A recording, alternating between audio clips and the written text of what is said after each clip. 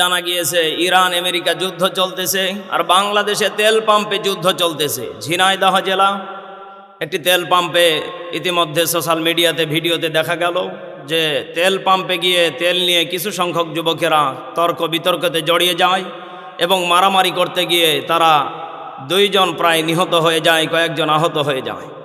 আসলে আমরা ধৈর্য হারিয়ে ফেলেছি। আমরা বাংলাদেশের মানুষ আজকে ধৈর্যর পরীক্ষা দিতে জানছি না, যার কারণে আজকে আমাদেরকে হুসুকে বাঙালি বলা হচ্ছে। আসলে আমরা যদি একটু ভেবে দেখি যে রব্বুল আলামিন কিন্তু ধৈর্যের কথা কোরআনে বহু জায়গাতে বলেছেন।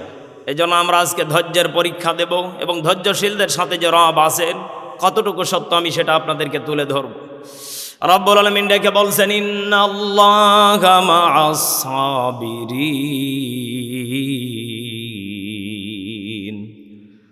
রব্বুল আলামিন বলছেন নিশ্চয় ধৈর্যশীলদের সাথে আমি রব আছি। কথাটা মনে হয় মিথ্যা বানিয়ে বললাম।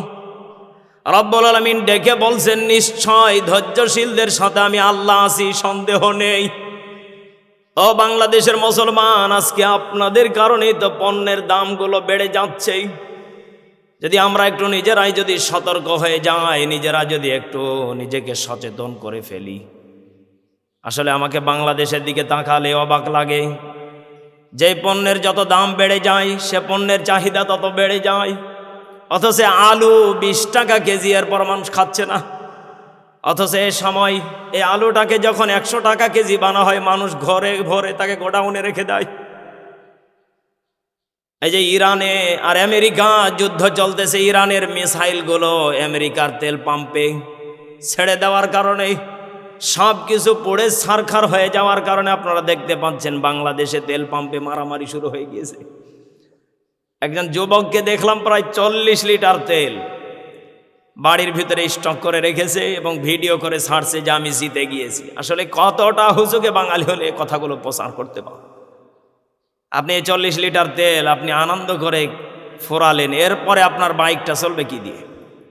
আপনি যে তেলের দাম বাড়ালেন, বাংলাদেশে যে আপনি কতটা ক্ষতি করলেন, এটা তো আপনার বিবেকে একটাবারও আপনি পরীক্ষা করলেন না, নাড়াও দিলেন না।